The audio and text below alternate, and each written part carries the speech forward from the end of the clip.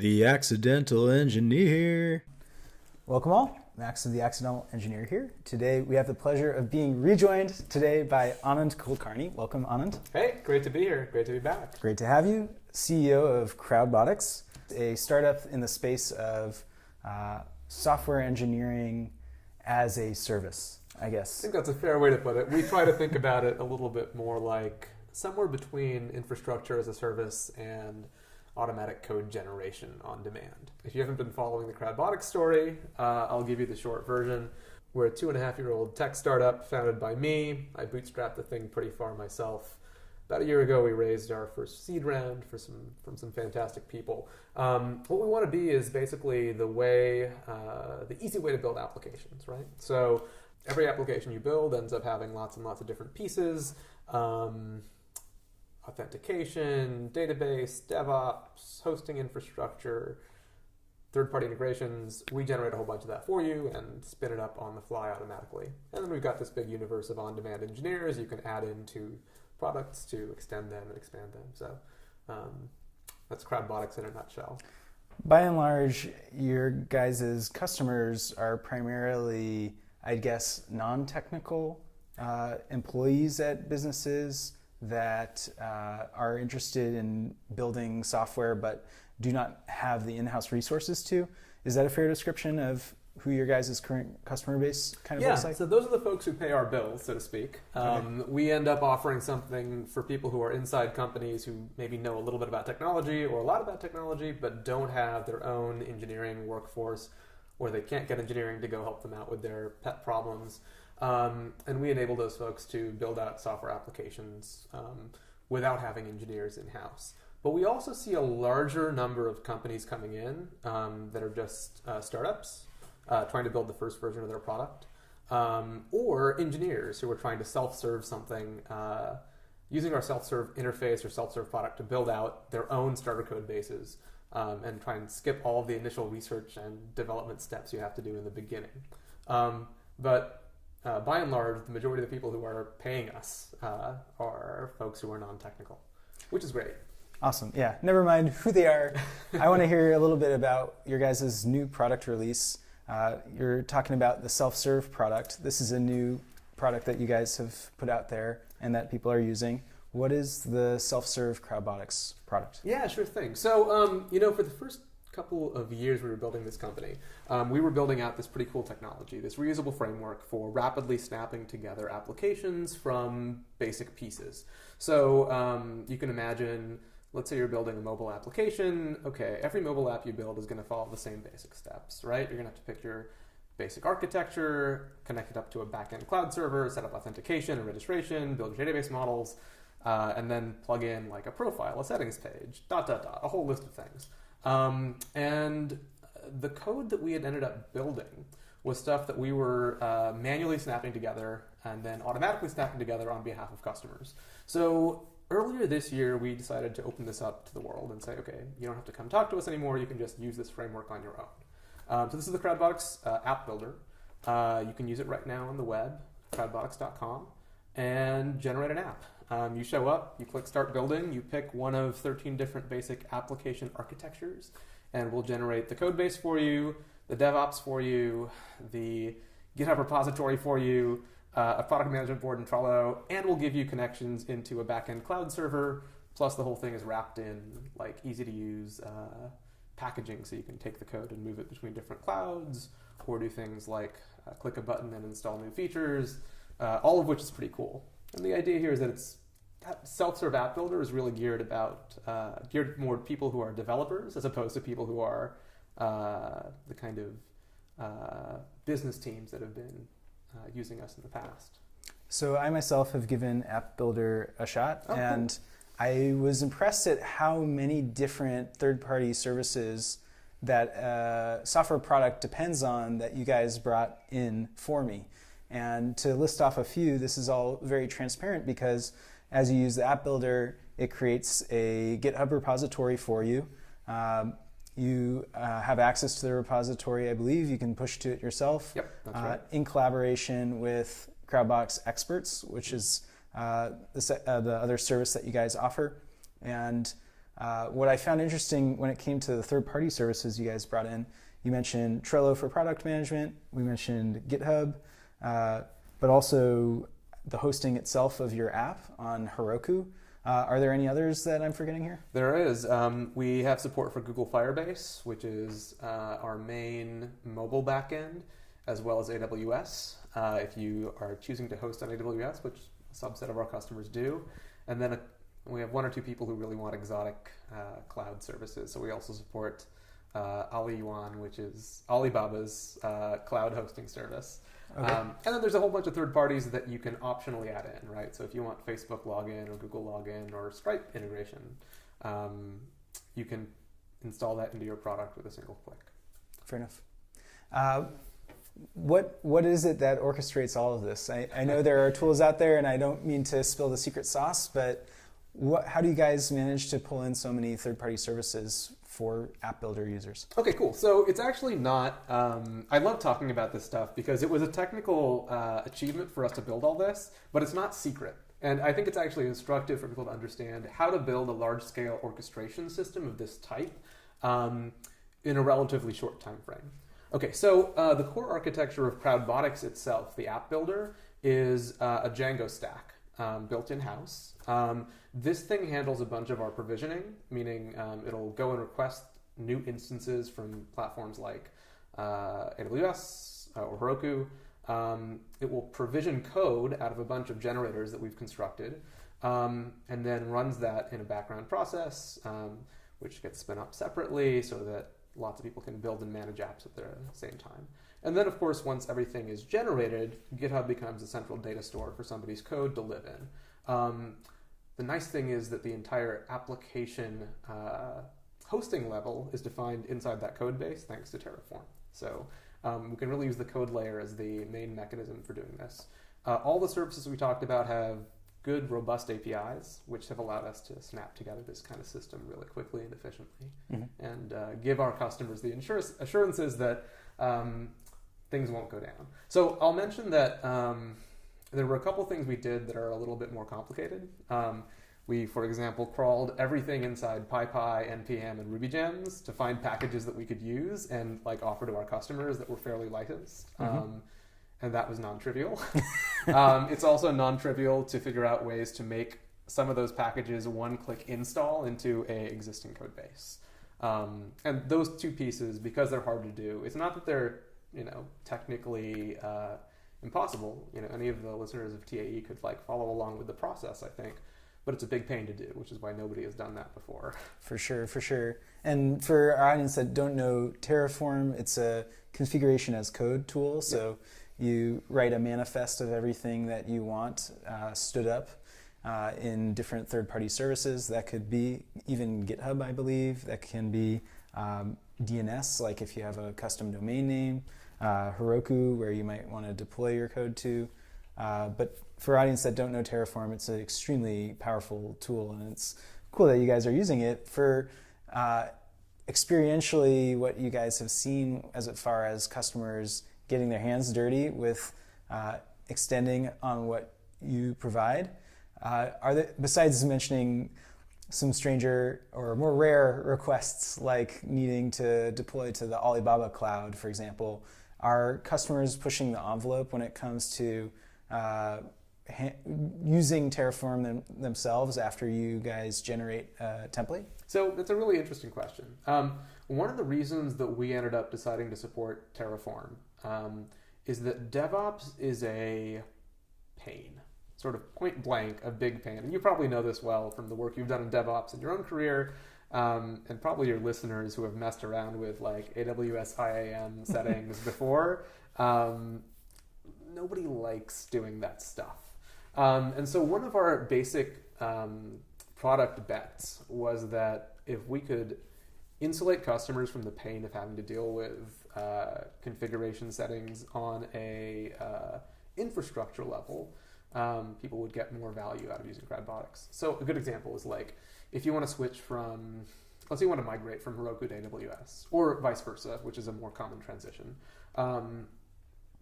Normally you are spending a bunch of time looking over configuration tables and trying to copy environment variables, And with Terraform, we can make that process more or less automated. There's a few checks you have to run to make sure things went smoothly, but you don't have to really deal with the same kind of pain points anymore.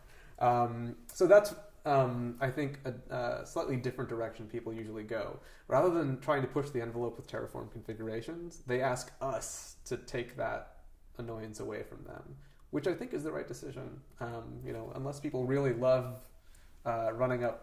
spinning up thousands of clusters and trying to monitor exactly what those clusters are doing, there's a lot to like about not having to think about that. Hear, hear. For, I guess, our audience members that are curious about startup decision making, where there's product dependencies on third parties. Yeah. Could we talk a little bit about the level of relationship that Crowdbotics and App Builder have with these different hosting platforms, whether it's definitely. for project management, code, deployments? Okay, sure. So I can tell you a little bit about how we work with the different types of companies in this ecosystem. So the first thing I always recommend to people when they're thinking about product decision making, especially when they're building on systems that use third parties, is always be boring in your choices as much as you can. Pick tech stacks and tech providers that have been around for some time, or if they haven't been around for that long, where you can easily get access to the underlying systems if you have to, because you never want to build mission critical infrastructure on something that was just spun up last week. And we were bit by this in the early days of my first company, where we did bet on a wonderful little startup that was competing with Heroku, that eventually turned into a very much bigger company called Docker, but at the time we were running a Heroku competitor, and we didn't get quite the level of robust uptime that we needed to get. So that kind of experience has shaped the way I think about the infrastructure we provide today. So for us, we have made big steps to make sure that the companies that we work with are companies that either have very robust scalability and can provide the ability to continue to scale up as our customers grow. So AWS, Google Cloud, Heroku all fall into that category. And we've picked companies that, in another sense, have official, supported, effective third-party APIs, right? So Trello and GitHub both fall into that category. Mm-hmm. There's also companies where we have an official, declared partnership that we can discuss, and Stripe is one of those where, we actively support people who are building stuff on Stripe, mm-hmm. Because we love Stripe. And that's the way we break it out. We try not to recommend to customers or even support use cases where people are using really untested third-party systems. Although those are fun to build around, it's not necessarily something we want to recommend to people who are building apps for the first time. Mind if we dig into, you mentioned indexing the different package indexes for the popular programming languages like Python, Ruby, and JavaScript. Mm-hmm. You got your pip, you got your gem, you got your npm. Yep.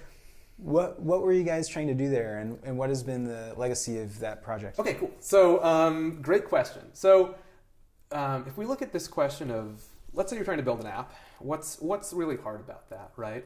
Okay, because all of us know how to build software in general, but there's a difference between that and being able to rapidly stand up an application in 5 minutes. So there's two parts that are hard. The first is this decision-making question. What stack do I use? What version of the stack do I use? How do I grab the stack and deploy it and provision it? Okay, so Crowdbotics solves all that, because we just give you a list of stacks, you pick a stack, and then you have a server going in 5 minutes.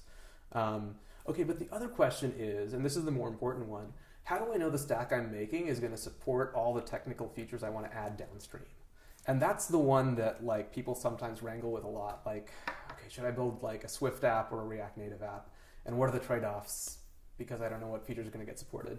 So I think that's the decision that we want people to not have to make if they're developing applications. We would like to provide abstracted support across all of these stacks for features that you want to add in.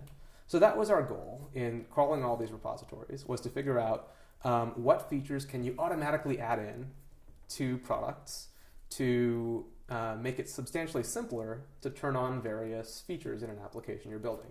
So that's the second part of Crowdbotics. Like, aside from these, what we call scaffolds that you can spin up really quickly, you have this universe of features that you can add in, which we call blueprints. And you click a button and it installs itself into your app, and now you've got like the ability to take credit cards or the ability to log in with Google, which are like cool, neat features to have that otherwise you might have to spend some time researching, coding yourself.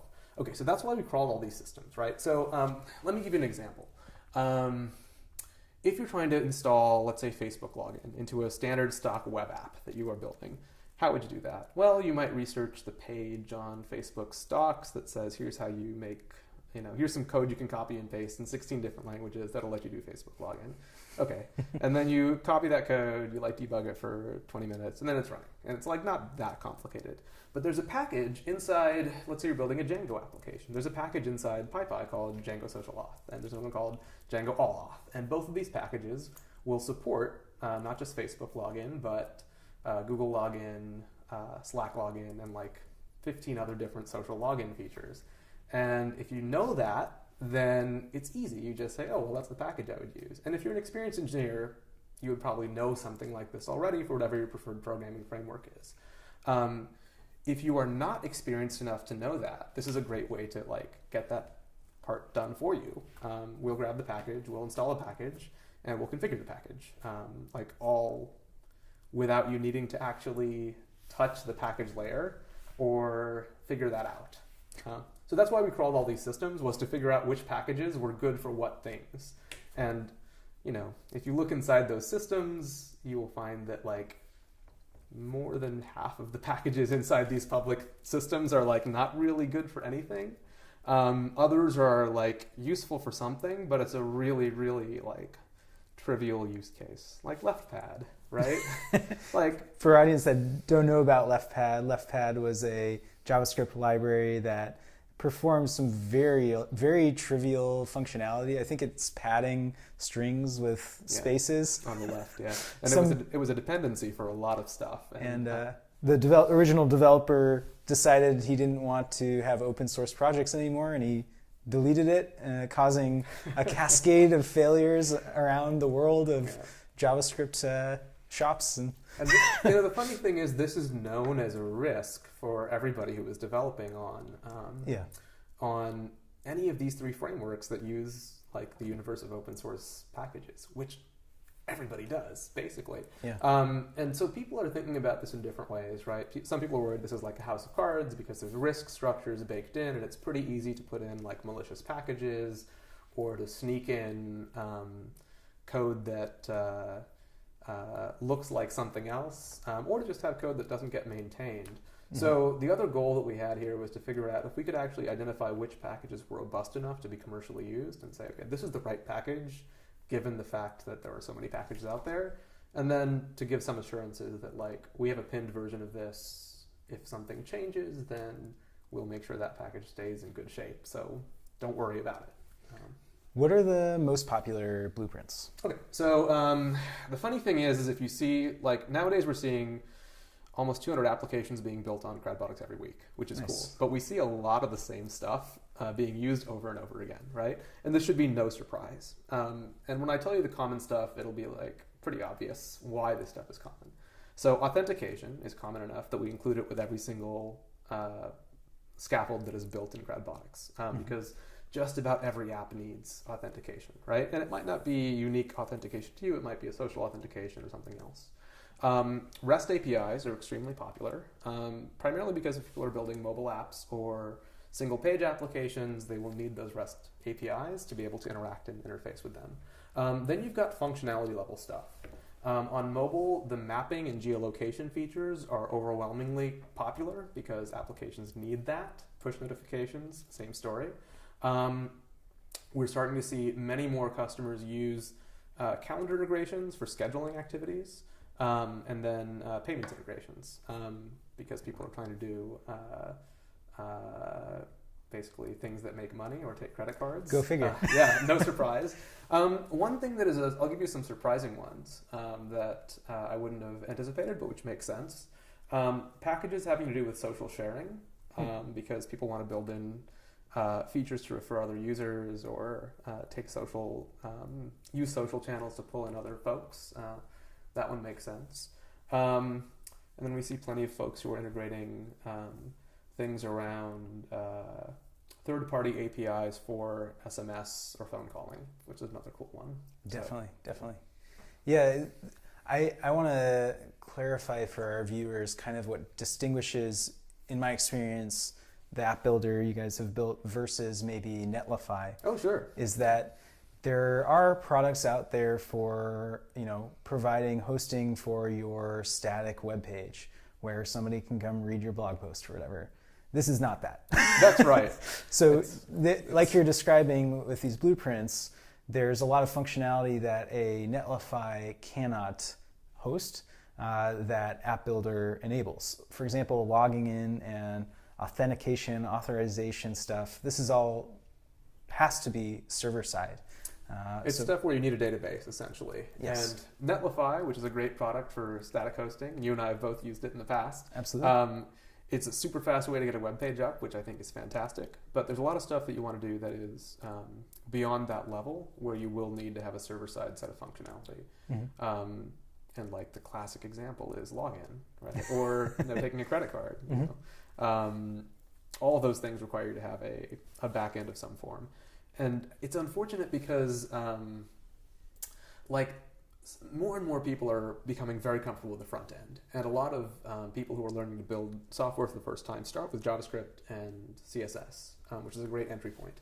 But they don't end up being able to operate without that back-end layer because the requirements are, hey, go learn a framework for the first time, or go learn AWS for the first time, which is it's super painful the first time you do it.